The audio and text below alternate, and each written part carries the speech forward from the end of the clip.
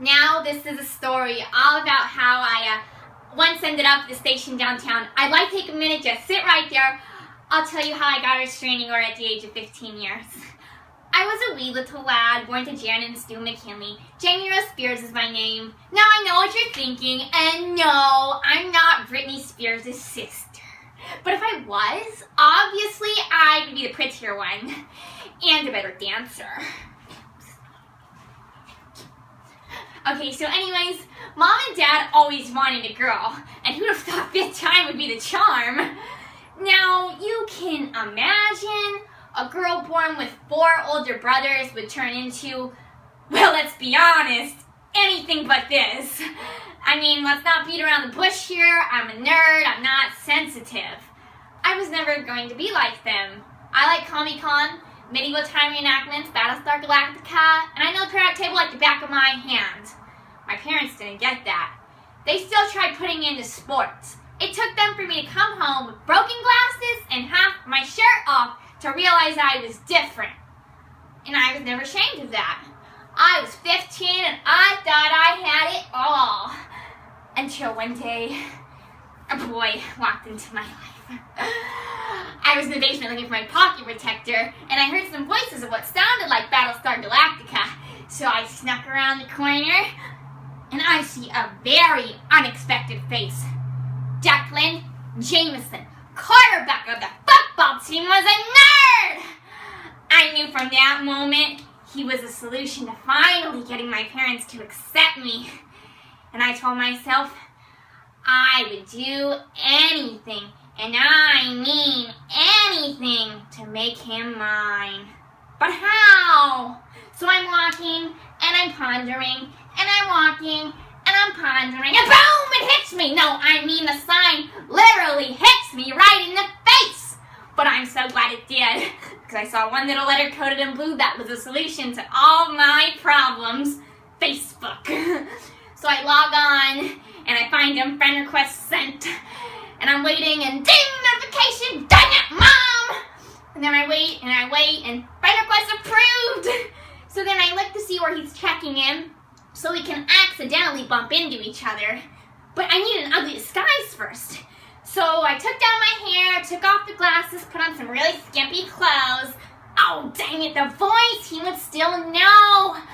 So then I started watching things like Clueless and Mary-Kate and Ashley, and started saying things like, oh my gosh, and that's so fetch. And then so I proceeded to go to the practice, and then we ran into each other, and he was like, do I know you? You look familiar. And I just blurted out, I didn't know what to say, and I said, no, I'm not from around here, I'm from England. And then he asked me out, and I mean, of course I had to check my schedule, but I said yes. And then so the next day, he picks me up, and we're at dinner, and about halfway in between, I really started to like him. Like him. Like, it wasn't even about getting my parents to accept me anymore. I was falling in love with him. I knew I had to tell him the truth. So I waited till he went to the bathroom, and I followed him because I didn't want him to make a scene, you know, if he got all upset. So I followed him to the bathroom, and he's inside, waiting, and I'm waiting, and what's taking so long?